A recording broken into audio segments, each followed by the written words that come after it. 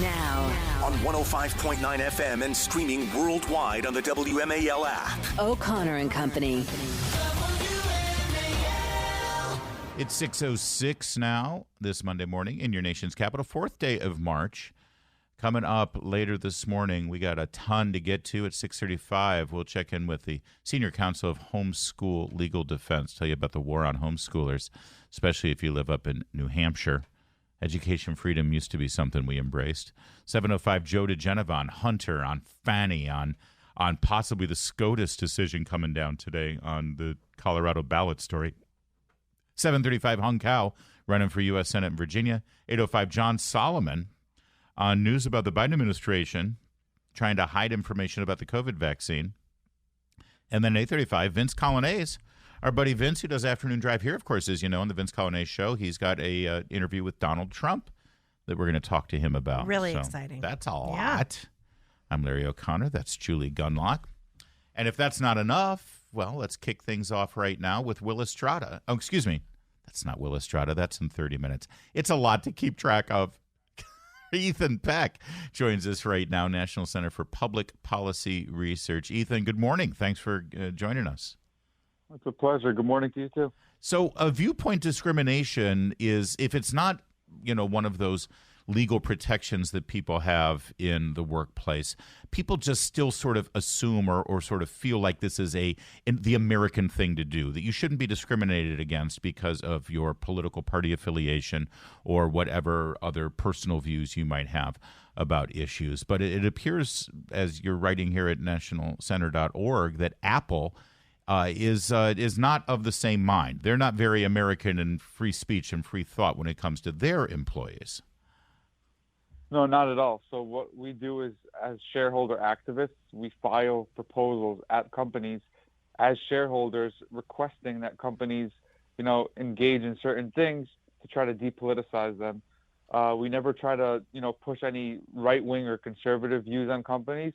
We just try to get them to stop doing all the woke stuff as shareholders. And so then one of the things that we asked was at Apple was can they add viewpoint or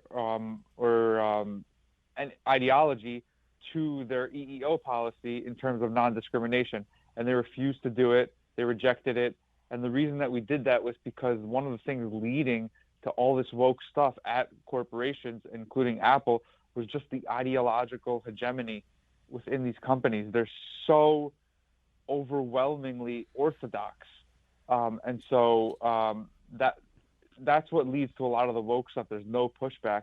And so in order to just begin to get the foot in the door of some other views, we needed to start with this.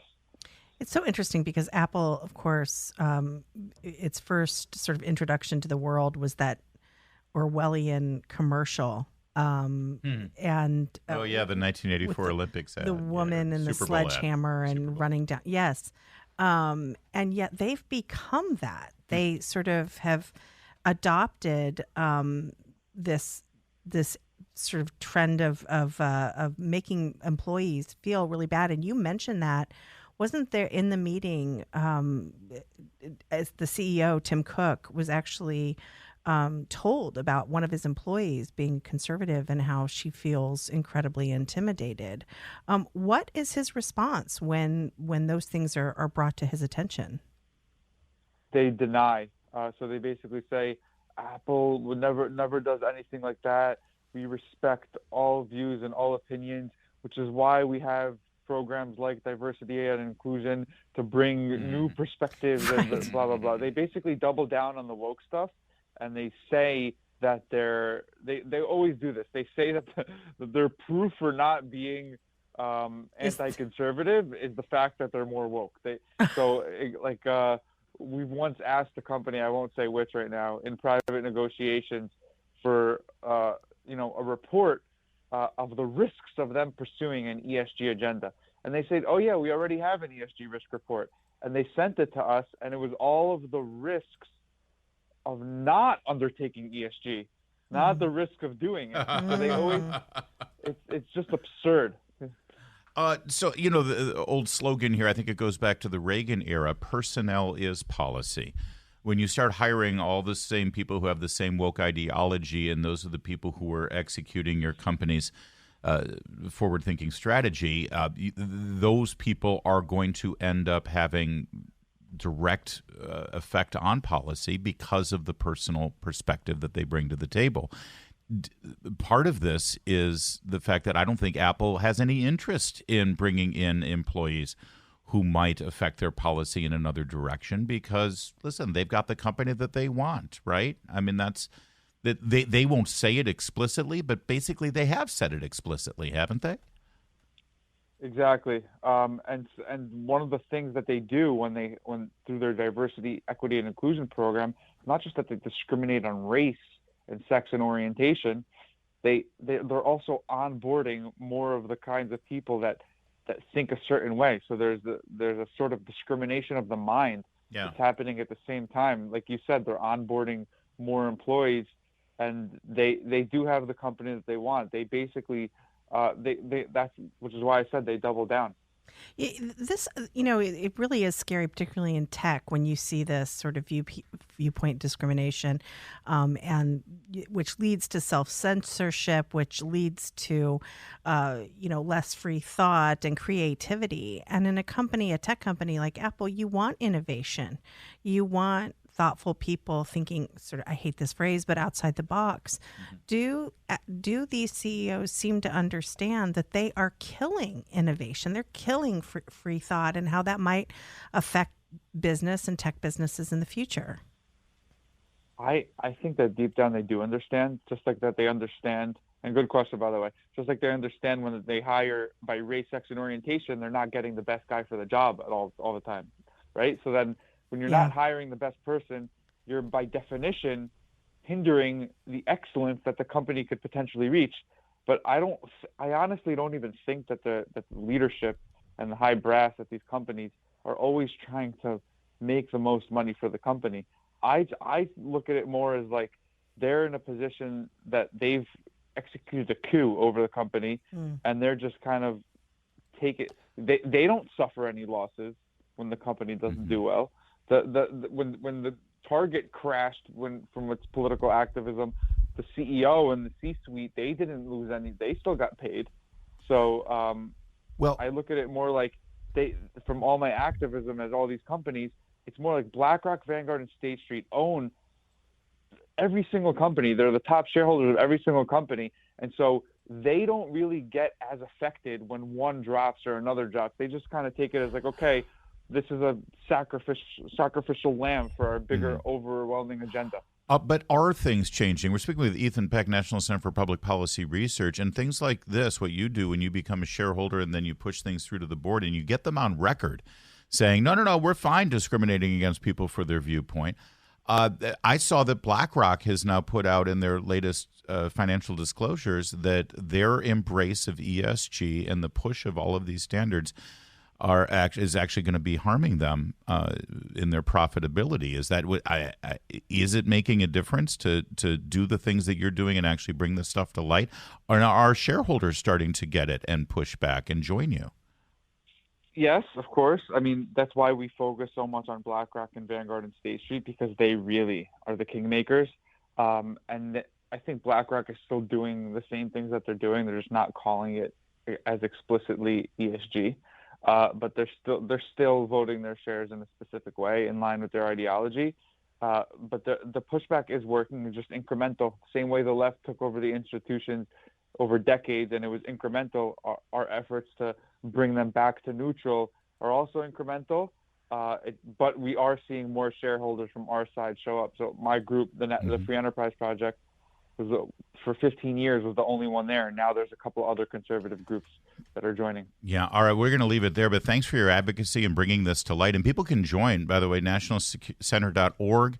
You can get a lot of information on this, or this Proxy Navigator guide is really cool that you set up through FEP. This is how you can see how these boards and corporations respond to proxy voting of the shareholders and get them on record. Let us know, and then the consumer can make their choices. I know I don't have any Apple products. This is just part of the reason. Thanks. Yeah, absolutely. Also, they just annoy me, the Apple people. Thank you, Ethan. Great talking with you. Thanks a lot. It is. Have a good day. It's not like any of the other manufacturers are any better. My good sadly, point. Yeah, exactly. But at least take a stand.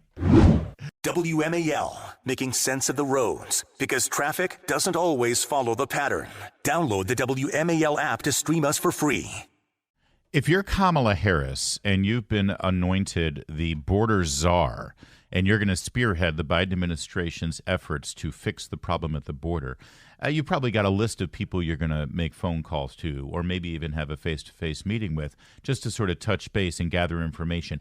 Even just a perfunctory check-in, because you're in charge of the border. Sure. I would think one of the people on that list is the chief of the U.S. Border Patrol, Raul Ortiz.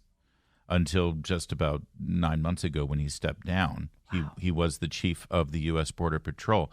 So here is Mr. Ortiz last night on 60 Minutes talking about his interaction with the czar and the commander-in-chief. In our interview, Ortiz criticized Governor Abbott for not cooperating with the Border Patrol and playing politics with immigration. But he also expressed frustration with President Biden. I've never had one conversation with the president or the vice president for that matter. And so I was the chief of the Border Patrol. I commanded 21,000 people. That's a problem. I just saw 50 people today who had just crossed the border illegally. So something's not working. We need to make sure that Central America, South America, Mexico, that those regions understand that if you pay a smuggler and you cross in between the ports of entry and you do not have a legitimate claim to some sort of asylum benefit, you're going to be sent back. Yeah, that would be fantastic. In fact, he could have just made that answer a lot shorter, which is we should go back to what the policy was before Joe Biden was elected. That's right. In typical 60 Minutes fashion, the reporter tells you that he criticized Greg Abbott for playing politics. But you didn't actually hear. Yeah, you have to. It has to sound like it's a both sides or a problem here. But you didn't actually hear Mr. Ortiz say that. I would have liked to hear his words, rather than what Leslie Stahl interpreted as her words, right? But that's typical as well. Yeah, but you're right about this both sidings. Yeah. It's just it's a general screw up. Yeah. Let me just say something. When you try to do this, he accused Greg Abbott of playing politics with the border and not engaging. But at the same time, he hasn't heard from the Biden administration. The governor of Texas is not responsible for the border. Right. The only reason he's been engaged is because, guess what? The White House won't talk to him either. Right. And she says he plays politics. Well, Governor Abbott is literally being flooded with people over his border. And you're right. It was her interpretation of what he said. That won't be the most outrageous thing you hear from CBS News yesterday talking about the border, because even worse, yesterday morning, Alejandro Mayorkas was on Face the Nation and was asked specifically about the murder of Laken Riley. Now, I was going to give credit to CBS News, but I'm not, because it looks like CBS News basically telegraphed that they were going to ask this question, because Mr. Mayorkas had written notes to refer to about Laken Riley in Georgia. So he basically was reading from a prepared Which is typical. Statement. Karine Jean-Pierre also, when she has to give sort of comments on a tragedy, like with the Navy SEALs who dies, she either screws it up entirely or has to go to her binder to give thoughts on this horrible loss. But I know we're going to play this. Or goes to the binder and screws it up. Yeah, at the same time. Right. Here's Mayorkas. Did those states and their law enforcement communicate to the federal government that this had happened? Should this man have been deported? A few thoughts. First, Margaret, first and foremost, an absolute tragedy, and our hearts break for and our prayers are with the family. Number one. Say the name. Number two. Notice how he won't say their name. Right. Compare this to how they treat, the victim of a shooting incident when they want to grab your guns, and the hand-wringing and the fake tears and the grandstanding. Compare this how they reacted to this fake story about a transgender student being beaten in a bathroom, which wasn't even true, and her death related to that, which again wasn't even true. How about we compare it to George Floyd? Yeah. And importantly, as a prosecutor, having prosecuted violent crime and other crimes for 12 years, one individual is responsible for the murder, and that is the murderer. And we work very closely with state and local law enforcement to ensure that individuals who pose a threat to public safety are indeed our highest priority for detention and removal. But are you saying there that the federal government had been informed about this individual and the alleged crimes he had committed in those states? Because he could have been deported if that was the case. Was there a breakdown in the system? So, Margaret, there are a number of cities around the country Answer the question. that have varying degrees of cooperation with the immigration authorities. We firmly believe that New York did not? We firmly believe that if a city is aware of an individual who poses a threat to public safety, then we would request that they provide us with that information so that we can ensure that that individual is detained. He's not answering the question. No. The answer is obvious. Yes, Democrat-run New York City in Democrat-run state of New York is sanctuary, and they did not hand this person over to ICE. But here's the real problem. He's like, oh, this is because of sanctuary cities. It's because they don't cooperate with Homeland Security. Homeland Security caught this guy illegally crossing the border. They gave him a little summons to come back for a hearing in 6 years, and they released him. That's the original sin here. Yeah. The original Did catch and you release notice sin. early on when he says, we know who's responsible? This was one man who basically committed the crime. The murderer and is responsible. Now do guns. Yeah. Right? Thank now you. do guns. Thank you. And also the point is he shouldn't have been in the murderer would not be here if it weren't for your policies. Every single crime committed by someone who is in this country illegally and allowed to stay, encouraged to come here and encouraged to stay and celebrated and promised things for if they come here. Every single crime committed by them is the responsibility of this administration. Period. It's that simple. 624. Now on 105.9 FM and streaming worldwide on the WMAL app. O'Connor and Company. It's 6:36 on O'Connor and Company. Thanks for tuning in this morning. Get your day and your week off right this Monday in the nation's capital. 7:05, Joe DeGenova will join us, the latest on Hunter, Fani Willis, and possibly a decision from SCOTUS on the attempt to kick Donald Trump off the ballot. 7:35, Hung Kao running for Senate in Virginia. 8:05, John Solomon on how the Biden administration is trying to keep safety information about the COVID-19 vaccine from you. And then at 8:35, Vince Colonnese, host of the Vince Colonnese Show right here on WMAL, to talk about his interview with Donald Trump that you'll hear live later this afternoon. But first, we'll talk about it with Vince. I'm Larry O'Connor alongside Julie Gunlock. Good morning. Julie Gunlock right here. And the poll is going. If you want to go over to X.com, we're asking what's your favorite raunchy frat movie? I have seen none of these movies. Animal House, Revenge of the Nerds, Old School, or Van Wilder. Actually, I saw Old School. Old School is pretty good. I got a dark horse. I think Revenge of the Nerds is a great movie. But that's just me. All right, joining us right now is Will Estrada, Senior Counsel for the Homeschool Legal Defense Association, an incredible organization that I contributed to when I was homeschooling my children. Thank God you're there, Will. Thanks for joining us. Well, Larry, it's great to be on. Thank you for having me. Well, what's happening up in New Hampshire? I thought this was like the live free or die kind of location. I know that's Vermont, isn't it? Live free or die. Live No, free or that die is New Hampshire. Yeah, absolutely. But live free or die unless you want to educate your own children in your home. Is that the new slogan? Well, that's what's happening, and this bill that our team is testifying against actually today is a very concerning trend that we're seeing around the country of, despite the massive success of homeschooling and a large number of homeschool families, the attempt from the establishment to not let these children leave and to try and regulate them. A bill has been introduced, it's House Bill 1610 in New Hampshire, which what it would do is require all homeschool students, and it actually any student not being educated in public school, to be tested with the same public school assessments that public school students are tested. This would mandate this. It's a massive change to the law in New Hampshire, which is very free for homeschoolers.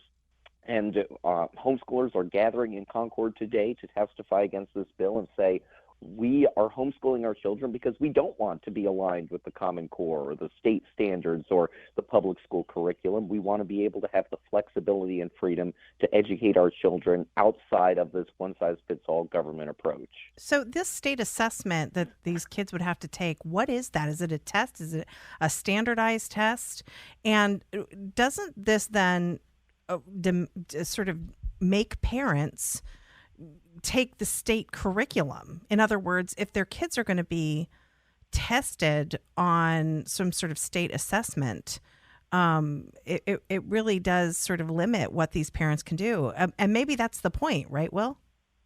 Well, and that's exactly what's going on. So the background is, in New Hampshire, like every state with public education, the public school students have public school aligned tests. These are aligned to their curriculum. We hear the criticism in public schools often about teachers teaching to the tests.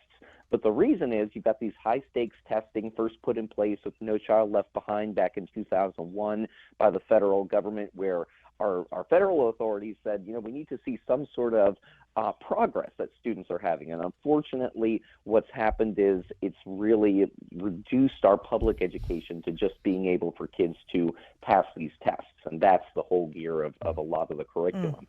And that's a large reason why homeschoolers have said we want to be able to pursue flexibility. Classical education is very popular in both homeschool and private schools.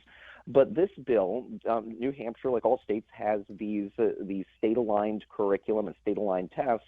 And now, for the first time ever, there's not a single state in the nation that would do this.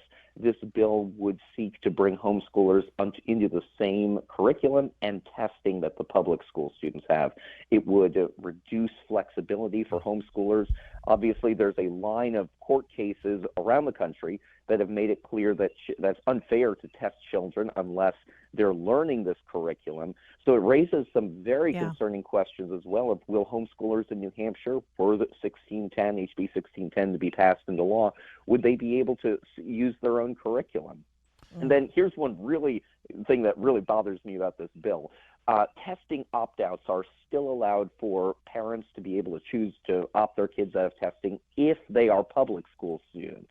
But if you're a homeschool student or non-traditionally educated or in a private school, you would not have that same flexibility of parents being able to opt their children out of tests that public school parents have in New Hampshire. Will Estrada is our guest, senior counsel for the Homeschool Legal Defense Association. This bill in New Hampshire, the proponents, I'm sure, are just saying, listen, we're not trying to infringe on anyone's right to educate their child, whether it's in a private school or parochial school or homeschooling, but we have certain state standards, and if you choose to homeschool, that's fine, but you need to make sure that you meet our standards, and the best way to assess those standards is to have this assessment test, right? That is that basically, and why is that unreasonable? Well, it's a good question. Here's the funny thing about New Hampshire homeschool law. The homeschool law already has a provision that every student will be assessed by their parents, either using a nationally normed standardized achievement test or a certified teacher or some other evaluation method. You even can use the state assessments if you wish. This would make it mandatory, and it also conflicts with that current law. We're trying to figure out, would this open New Hampshire up to litigation? And spoiler alert, I'll tell you that it will, because if HB 1610 were to pass, then our organization would obviously sue. But it's a bigger question, Larry, of to whom do children belong? When you educate your children at home, are you still subservient to showing that you're being able to pass these public school tests? And philosophically, I believe that the success of homeschooling, I'm a homeschool graduate, I'm a second-generation homeschooler, I'm an attorney, my wife and I are homeschooling our kids in Loudoun County. Homeschooling is all over the country, and it's incredibly successful. Well, that's the maddening thing about this, is that it's not like there's this epidemic of homeschool kids, barely being able to read or write or illiterate. That's happening in the public schools. Homeschool kids excel at every level. So they're the last ones that need this assessment test. It built into this bill is this presumption that parents don't know what the hell they're doing, and that children are being neglected. And the presumption that the public school needs to supervise the education of homeschool kids, exactly. Which, you're right, it's just laughable. Well, hopefully this will go down in flames. And, of course, we alert you to this happening in New Hampshire because this is exactly what will be proposed in Richmond and in Annapolis momentarily, because that's how they work. Will Estrada, thanks for all your good work there at Homeschool Legal Defense Association. Appreciate it. Great to be on with you, Larry and Julie. All right, let's take a look at the latest COVID news and also give you a little bit of a preview of our conversation with John Solomon, which will be coming up at 8:05. apparently, COVID-19, the coronavirus, basically like the flu. I remember saying that a long time ago. Well, but that was then. Right. When This you could is get now. canceled. Right. Right. The CDC now says that you no longer need to remain isolated for 5 days after you have symptoms. And most of the people I know that saw that said, oh, okay, I'll make sure I stop doing that. Right. Because they weren't really doing that. The thing is, it's funny. There's going to be a certain number of sort of, I call them COVID crazy people who this will not change a thing. They will continue to isolate. They'll continue to wear their masks everywhere. They will continue to behave as though we are in a pandemic because they kind of enjoyed it. And so this won't make a difference. Now, listen. Do people enjoy wearing the masks? Because I still see them everywhere. Yes. It's so weird. I just flew into Reagan Airport Saturday night, and almost every employee at Reagan Airport is still wearing a mask. Well, I don't know. I suspect maybe there's a requirement. I mean, I hope not, but there might be a requirement there. I can't imagine people voluntarily wearing those awful things. But I do think for a lot of sort of the liberal types who were very hesitant to let COVID restrictions go. Members of the Fairfax County School Board. Yes, and all of Alexandria. Mm-hmm. And I do see a lot of masks in Alexandria, which is a very blue city. I still see children that are forced Yes, to it's a wear masks. virtue signal. They love it. It is a way to identify yourself or convey to people that you are a right thinker. You are liberal. So this won't matter. But this is the funny thing. Other people are going to react to this news like, hey, I don't have to quarantine. You want to get together? Like, I can just, I don't want to hang out with you if you have the flu. I don't want to hang out with you. That's even the if other you problem. sniffle, I do not want to hang out with you. So you can imagine people seeing this going, hey, no big deal. I can cough on a full elevator. And like, Let's just reset here because one thing I was hoping would come out of COVID-19, I always try to find the positives out of a horrible situation. Right. And the one positive I was hoping we would get out of the pandemic and lockdown is if you're sick, stay home. Yeah. Period. I don't care what you have. Yeah. Flu. Greater use COVID, of the elbow when coughing. Yeah. Like, cough into your elbow. Chlamydia, whatever it is. Just stay home. Stay away from me. I don't want it on the keyboard that I have to share. Right. With a lot of the place I sit, there are a lot of other people who sit in this We spot. share microphones. I don't even want to think about it. Seriously, you say when you think I get the heebie-jeebies. All right, so there's that. From now on, if you're sick with COVID-19, stay home and away from others until at least 24 hours after symptoms. That's a good rule of thumb right there. All right. As the Babylon Bee says, a little longer. The CDC officially changes COVID guidelines to whatever your Uncle Frank said about it years ago, which is pretty much true. Meanwhile, just the news, John Solomon, as I said, is going to be joining us. They're suing the Biden administration to force disclosure of COVID-19 vaccine safety data. It's being kept outside the government's normal adverse events reporting system for some reason. That's the VAERS system. It's the nation's repository for all reports of patients suffering reactions or adverse effects. So you can go in there and say, okay, check the VAERS system for all of the Americans who have suffered from the rubella shot or the measles or mumps or whatever. Right. But if you search for COVID-19, it's not there. What are they? I mean, why honestly, would they do that? And they will accuse Americans of being conspiratorial, of being paranoid, and then they hide data like this. Right. I'll stop being paranoid as soon as you stop hiding sharing. information from me. John Solomon will join us to talk about that lawsuit from Just the News coming up at 8:05. Right now it's 6:52.